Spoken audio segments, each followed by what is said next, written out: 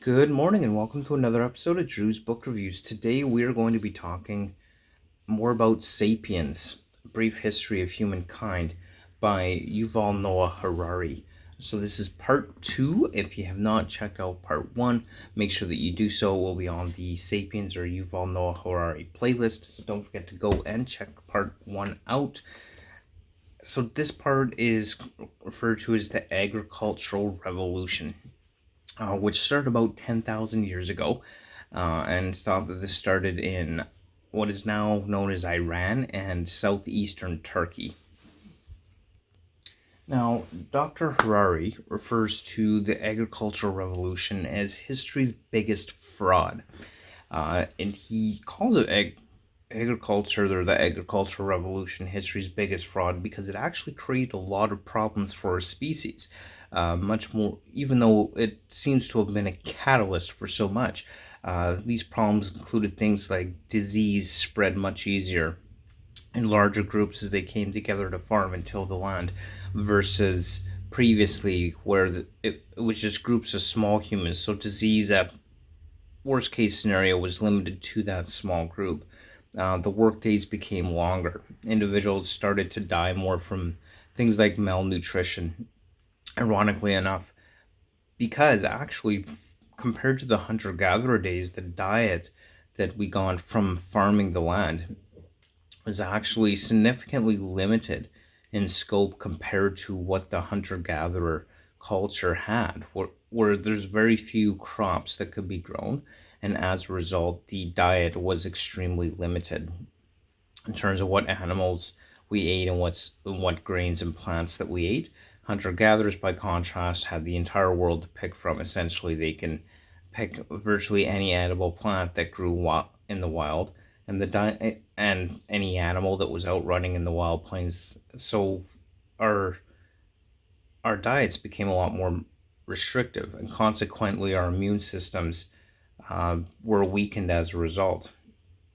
Due to, and not just because of the lack of diet or the more limited diet, but also mothers couldn't breastfeed their babies as long, which is essential to obtain vital nutrients and immune uh, protection and that kind of thing through the breast milk. So those are a lot of things that actually changed. When times of famine and drought came, this resulted in starvation because we'd become dependent upon the crops that we were planting, and when those failed and when drought came, we can no longer feed ourselves as a result. So death from starvation and drought was a lot more common, whereas in times of starvation and drought, through the hunter-gatherers, they were able to pick from whatever was around to eat, whereas with the farmers, they didn't have any crops to eat, so they starved and died. Now, of course, despite all these negative benefits, as Dr. Harari points out, it did allow women to have kids every year. Whereas with the hunter-gatherer society, that simply was not the case. So despite the shortening lifespans, more widespread disease, death from famine and drought, lower immune abilities as a result, despite all that, the births were outpacing the deaths, and this led to a substantial population growth. So if we look at it strictly from a biological evolutionary perspective, this worked well. But from an overall quality of life perspective, it actually significantly dropped or reduced our quality of life based on what Dr. Harari is saying. And I thought that was a very interesting observation in this book. I mean, that definitely made for some interesting reading. Just really changed my perspective a bit on this whole idea of the agricultural revolution that we kind of glorified as being this fantastic, great, wonderful thing for humanity. And of course, we're at the point now where none of us would survive as a hunter-gatherer culture. We just don't have the skills, we don't have the knowledge that's been lost for thousands of years by the whole agricultural revolution, which, because this brought people together, and villages and cities started forming as large groups got together to work and farm the land, which led, of course, to the creation of states and countries and You have the elite versus the peasant farmers, and you start to see this separation and segregation in society. So we kind of move from the agricultural revolution more towards this idea of city state nationality, the elite rulers versus the peasants and the slaves. And he really kind of shows how that is all interconnected and how the agricultural revolution really was the trigger for essentially the world being divided up in the way that it is now by nationality, sometimes even by race and gender. So, one of the aspects that he references with respect to this is what's called the Gobekli Tepe. So, this is a temple that was apparently built by a hunter gatherer society, which in and of itself is a oddity because hunter gatherers generally don't get together in large groups.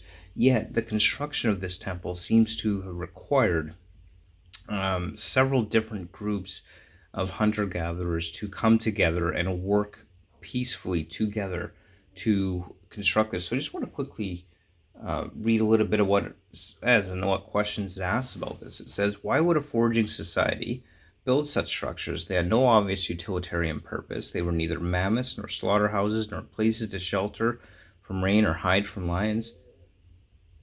That leaves us with the theory that they built it for some mysterious cultural purposes that archaeologists have a hard time deciphering. Whatever it was, the foragers thought it was worth a huge amount of effort at the time.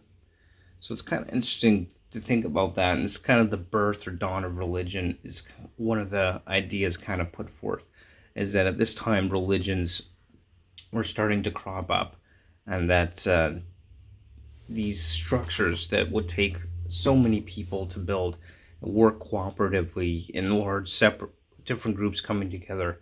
How religion is kind of one of these myths, as he puts it, these fictitious ideas that when large enough groups of people believe in the same fictitious idea, they can come together.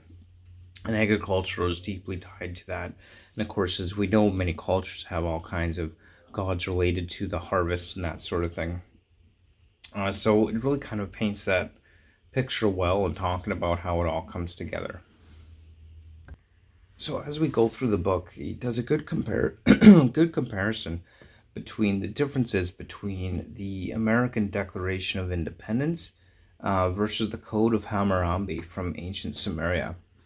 Whereas the American Declaration of Independence says that all men are equal, the Code of Hammurabi says, well, some are superior citizens, some are slave class, and some are in the middle. And he kind of points out that these are kind of imagined orders, many of which stem from a particular religious belief in one area or another. So essentially, the codes by which we operate in society are imagined orders. And just want to also quickly read this section here that kind of explains this well.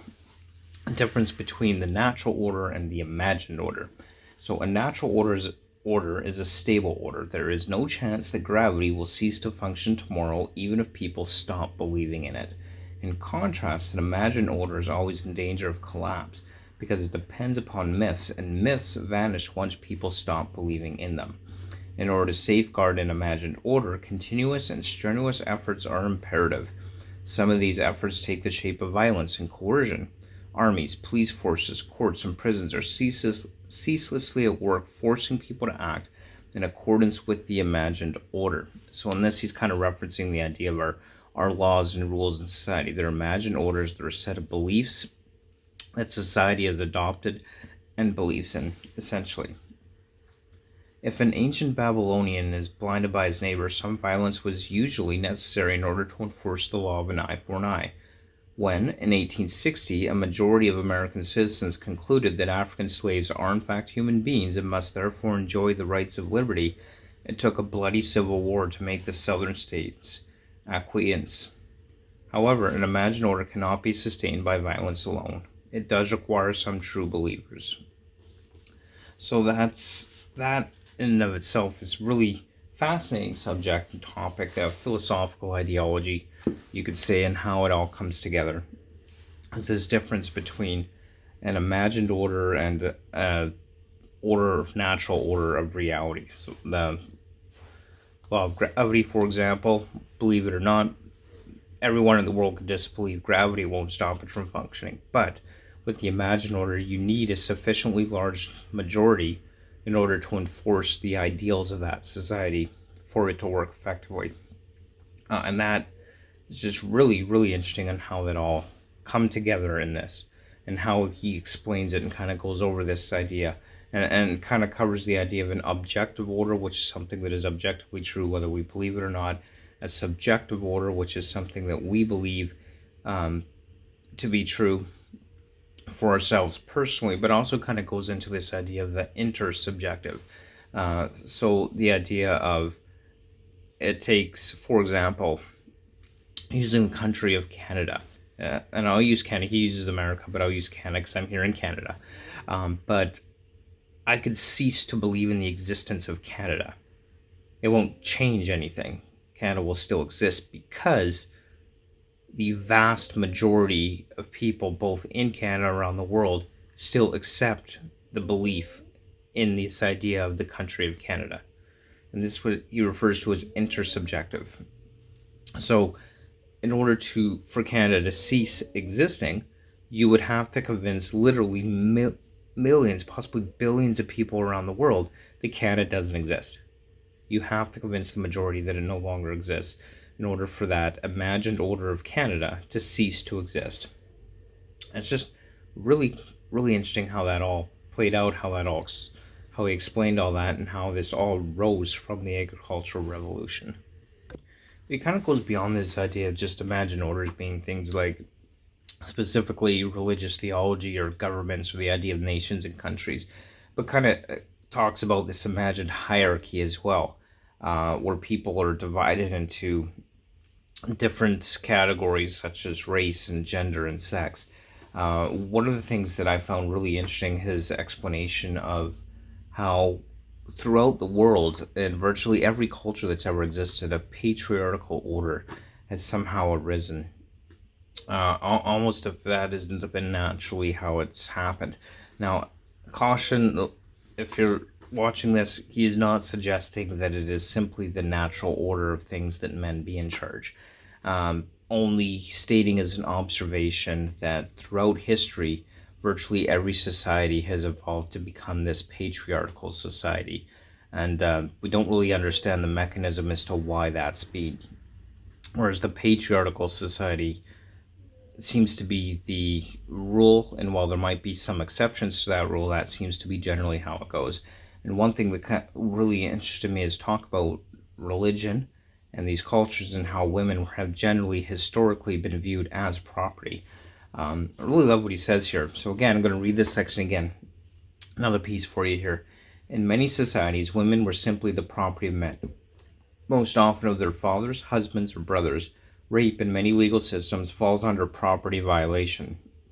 In other words, the victim is not the woman who was raped, but the male who owns her. This being the case, the legal remedy was the transfer of ownership. The rapist was required to pay a bride price to the woman's father or brother, upon whom she became the rapist's property. The Bible decrees, if a man meets a virgin who is not betrothed, and seizes her and lies with her, and there found that the man who lay with her shall give to the father of the young woman 50 shekels of silver, and he shall be his wife. This is in Deuteronomy 22, chapter 22, verse 28 to 29. The ancient Hebrews considered this a reasonable arrangement. Raping a woman who did not belong to any man was not considered a crime at all, just as picking up a lost coin on a busy street is not considered theft. And if a husband raped his own wife, he'd committed no crime. In fact, the idea that a husband could rape his wife was an oxymoron. To be a husband was to have full control of your wife's sexuality. To say that a husband raped his wife was illogical as saying that a man stole his own wallet. Such thinking was not confined to the ancient Middle East. As of 2006, there were still 53 countries where a husband could not be prosecuted for the rape of his wife. Even in Germany, rape laws were amended only in 1997 to create a legal category of marital rape. So it really highlights effectively this idea that men have historically thought that they have the inherent right to own women. And it's just really great analysis of the history of the segregation or the separation or classification of individuals that's kind of evolved as a result of the agricultural revolution. And just some really great insights within this whole book and this whole section.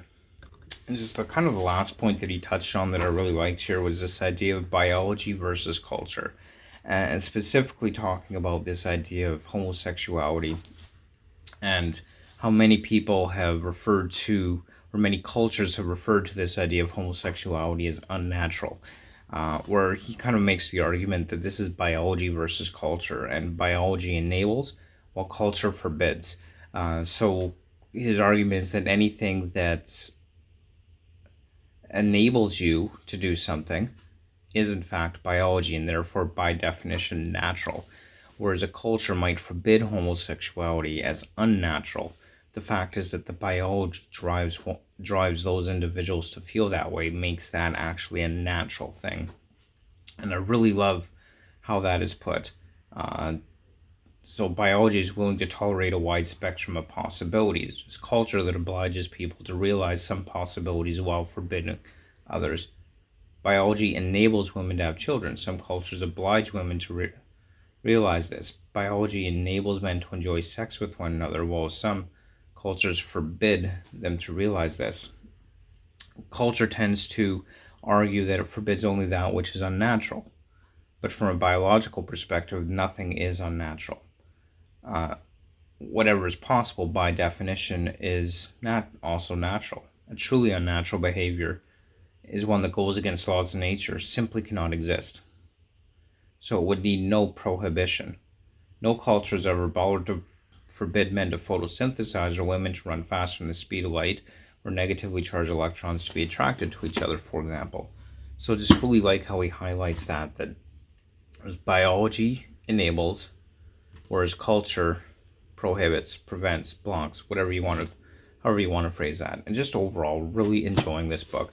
Some fantastic insights, and definitely well worth reading. If you haven't read it yet, pick it up, check it out, and don't forget to stay tuned. Next up, we are going to be doing part 3, the unification of mankind. So those are just some of my thoughts on the agricultural revolution part of this book. Thank you so much for watching. I hope you enjoyed it. Don't forget to like, comment, and subscribe, and stay tuned for the next review. I'm really enjoying this book, and I'm learning a lot from it. So thank you so much for watching, and we will see you next time on Drew's Book Review. And don't forget, keep on reading. See you next time. Bye.